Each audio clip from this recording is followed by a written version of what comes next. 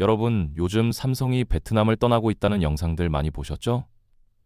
베트남 경제가 무너지고 있다, 삼성이 배신당했다는 이야기들 말입니다. 저도 처음엔 그 영상들을 보고 깜짝 놀랐습니다. 댓글에는 베트남을 비난한 내용이 가득했고요. 그런데 뭔가 이상했어요. 제가 아는 글로벌 비즈니스 세계와 너무 달랐거든요. 그래서 직접 파헤쳐 봤습니다.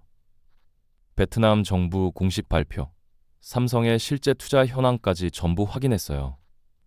그리고 발견한 진실은 여러분을 놀라게 할 겁니다. 오늘은 감정이 아닌 데이터로, 추측이 아닌 사실로 삼성과 베트남의 진짜 이야기를 들려드리겠습니다. 15분 후면 여러분은 글로벌 비즈니스의 진짜 현실을 이해하시게 될 겁니다. 그리고 조금 화가 나실 수도 있어요. 우리가 얼마나 많이 속았는지 알게 되실 테니까요. 먼저 우리가 들었던 이야기를 정리하겠습니다. 아마 여러분도 비슷한 내용을 접하셨을 거예요. 2008년부터 삼성은 베트남에 232억 달러를 투자했습니다. 우리 돈으로 약 32조 원이죠. 이게 얼마나 큰 돈이냐면 한국 국방 예산의 절반이 넘는 금액입니다. 한 기업이 한 나라에 쏟아부은 돈으로는 엄청난 규모예요. 박린성과 타이 응우옌성에 거대한 공장을 세웠고 10만 명 이상을 직접 고용했습니다. 협력업체까지 합치면 30만 명 넘는 사람들이 삼성 덕분에 밥벌이를 하게 됐죠. 베트남 GDP의 20%를 책임지는 기업이 되었습니다. 2008년 당시 베트남은 가난한 농업 국가였어요. 1인당 GDP가 겨우 $1,000였습니다. 그런 나라에 삼성이 들어가서 첨단 스마트폰 공장을 세운 겁니다. 베트남 정부는 환호했고 파격적인 조건을 제시했어요. 법인세를 사설서 5%로 낮춰주고 토지는 거의 공짜로 제공했습니다. 16년이 흘렀습니다. 베트남은 완전히 달라졌어요.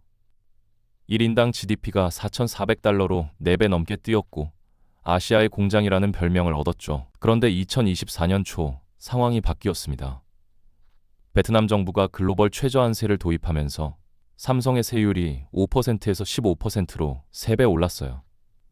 단숨에 4,300억 원을 추가로 내야 하는 상황이 된 겁니다. 인터넷이 들끓었습니다. 댓글에는 분노한 한국인들의 목소리가 가득했어요. 16년 동안 베트남을 먹여 살렸는데 이게 무슨 배은망덕이냐. 삼성은 당장 떠나야 한다. 베트남 경제는 무너질. 저도 처음엔 그럴 거라고 생각했습니다. 제가 20년 넘게 글로벌 비즈니스를 지켜본 경험상 이렇게 단순한 스토리는 거의 없거든요. 그래서 직접 확인해 봤습니다. 2025년 12월 현재 실제로 무슨 일이 일어났을까요? 자, 여기서부터 재미있어집니다. 제가 확인한 2025년 데이터를 하나씩 보여드릴게요. 2025년 베트남 경제 성장률 얼마였을까요? 잠깐 맞춰보세요. 마이너스 1%, 3%? 정답은 무려 8.2%입니다. 네, 맞습니다. 8.02%예요. 2011년 이후 최고 수치입니다. 붕괴는커녕 아시아에서 가장 빠르게 성장하는 나라가 되었어요. 중국이 5%대에서 허덕일 때 베트남은 8%를 찍은 겁니다. 더 놀라운 건 외국인 직접 투자예요. 2025년 384억 달러로 최근 5년 내 최고치를 기록했습니다. 제조업 구매 관리자 지수, PLI라고 하는데요.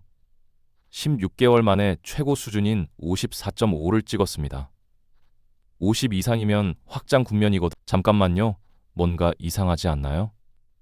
삼성이 떠나고 있다면서 왜 베트남 경제가 이렇게 잘 나가는 걸까요? 진짜 놀라운 건 지금부터입니다. 삼성 얘기를 해볼까요? 2025년 9개월간 베트남 4개 공장의 매출이 458억 달러였습니다. 우리 돈으로 약 66조 원이에요. 전년 대비 5.5% 증가했습니다. 이익도 4.5% 성장했어요. 철수? 무슨 철수요? 오히려 성장하고 있자. 그런데 여기서 끝이 아닙니다. 제가 한국 언론 기사를 뒤져서 찾아낸 건데요. 2024년 9월 삼성 디스플레이가 박린에 18억 달러를 추가 투자하겠다고 발표했어요.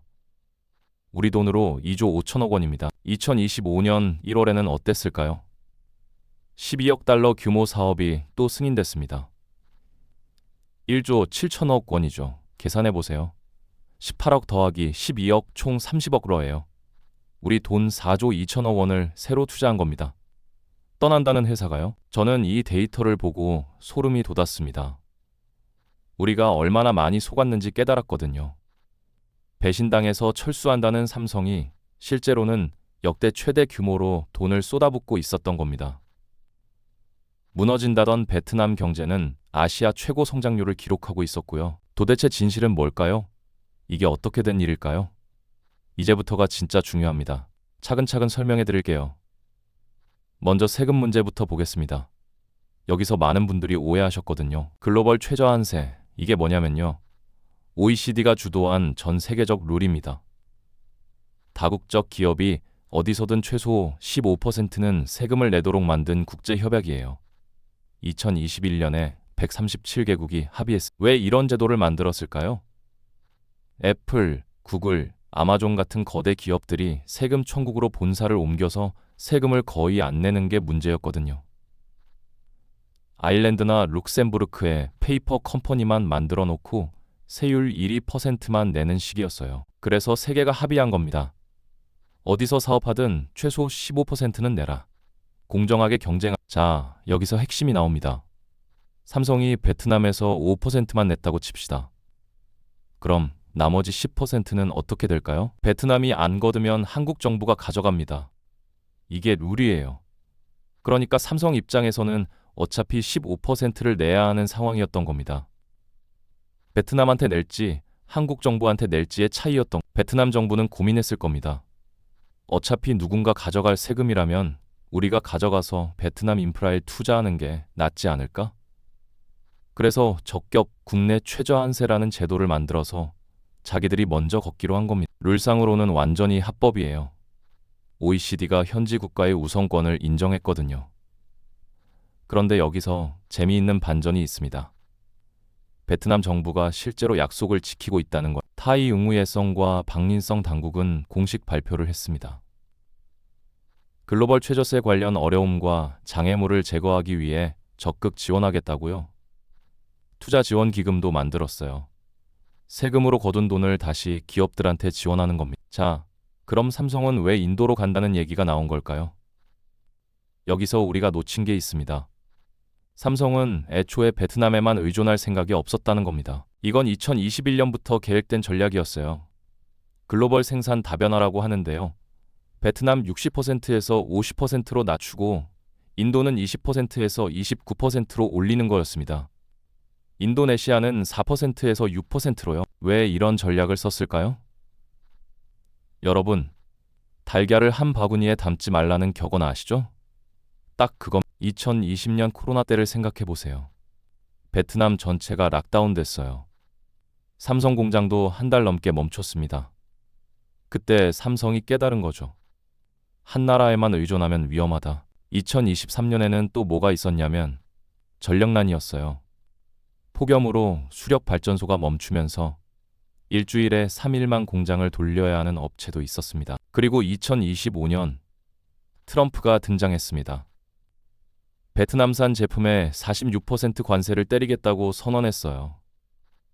이게 얼마나 큰 타격이냐면 삼성 갤럭시 북미 물량의 70%가 베트남산이거든요. 그런데 삼성은 이미 준비가 되어 있었습니다. 인도 공장이 있었고 인도네시아 공장도 있었어요.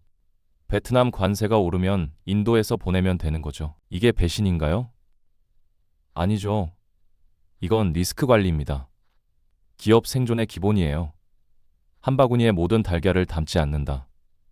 초등학생도 아는 원리를 삼성이 실천하고 있었던 것. 삼성의 전략은 명확합니다. 베트남은 핵심 거점이 돼 유일한 거점은 아니다. 2025년 4월 삼성은 베트남에서 누적 스마트폰 9억 대를 돌파했습니다. 12월에는 CFO가 베트남 과학기술부 장관을 만나 100년 이상의 협력 비전을 밝혔어요. 동시에 인도에는 매출 증가분의 40%를 현금으로 돌려받는 조건으로 투자를 확대하고 있습니다. 멕시코에도 새 공장을 검토 중이죠. 베트남은 어떻게 대응했을까요? 초기 혼란은 있었습니다. 하지만 2015년 들어 태도가 달라졌어요. 판민진 총리는 투자 환경 개선으로 8% 성장 달성을 목표로 했고 성공했습니다. 삼성협력업체는 2014년 25개에서 2025년 309개로 증가했어요. 베트남은 깨달았습니다. 단순 조립에서 첨단 기술 허브로 거듭나야 한다는 것을. 삼성은 2022년 하노이에 동남아 최대 RD 센터를 열었고 AI와 반도체 프로젝트를 베트남 엔지니어들이 주도하고 있습니다. 이 이야기에서 우리는 무엇을 배울 수 있을까요? 첫째, 감정이 아닌 데이터로 판단해야 합니다. 배신이다, 붕괴다 하는 자극적인 제목에 현혹되지 말고 실제 수치를 봐야 합니다. 둘째, 비즈니스에는 영원한 적도 영원한 친구도 없습니다. 삼성과 베트남은 서로가 필요합니다. 때로는 갈등하고 때로는 협력하면서 새로운 균형점을 찾아가는. 셋째, 변화는 위기가 아니라 기회일 수 있습니다. 베트남은 이번 일을 계기로 더 나은 투자 환경을 만들었고 삼성은 더 탄탄한 글로벌 공급망을 구축했어요. 마지막으로 장기적 관점이 중요합니다. 단기적인 세금 인상이나 생산 이전보다 중요한 건 신뢰와 상생입니다. 삼성과 베트남은 둘 다 이걸 이해하고 있어요. 2024년 글로벌 최저한세 도입으로 긴장은 있었지만 배신도 몰락도 없었습니다. 2025년 베트남 경제는 8% 성장, FDI는 역대 최고치를 기록했어요. 삼성은 베트남에서 성장하면서 동시에 생산을 다변화하고 있습니다. 철수가 아니라 리스크 관리죠. 베트남 정부는 투자 환경 개선에 나섰고 단순 제조에서 첨단 기술 허브로 전환 중입니다. 양측 모두 배웠어요. 베트남은 신뢰의 중요성을, 삼성은 다변화의 필요성을. 이건 성숙한 관계로의 진화입니다. 일방적 의존에서 상호 존중으로 나아가는 과정이에요. 2026년이 흥미롭습니다. 베트남은 10% 성장을 목표로 하고 삼성은 베트남을 AI와 반도체의 글로벌 거점으로 키우겠다고 밝혔습니다. 비즈니스는 흑백이 아닙니다. 한쪽 시각만 보면 진실을 놓쳐요. 제가 이 영상을 만든 이유는 우리가 정확한 정보로 세상을 이해했으면 해서. 40대, 50대 여러분은 아실 겁니다. 세상 일이 단순하지 않다는 걸. 모든 이야기에는 여러 면이 있고 진실은 복잡하다는. 다음에 누군가 삼성 철수나 베트남 몰락을 이야기하거든 물어보세요. 그 근거가 뭐죠? 최신 데이터를 저는 앞으로도 감정이 아닌 사실로, 추측이 아닌 데이터로 전하겠습니다. 여러분의 신뢰에 보답하는 채널이 되겠습니다. 도움이 되셨다면 좋아요와 구독 부탁드립니다. 댓글로 생각도 들려주세요. 다음 영상에서 뵙겠습니다.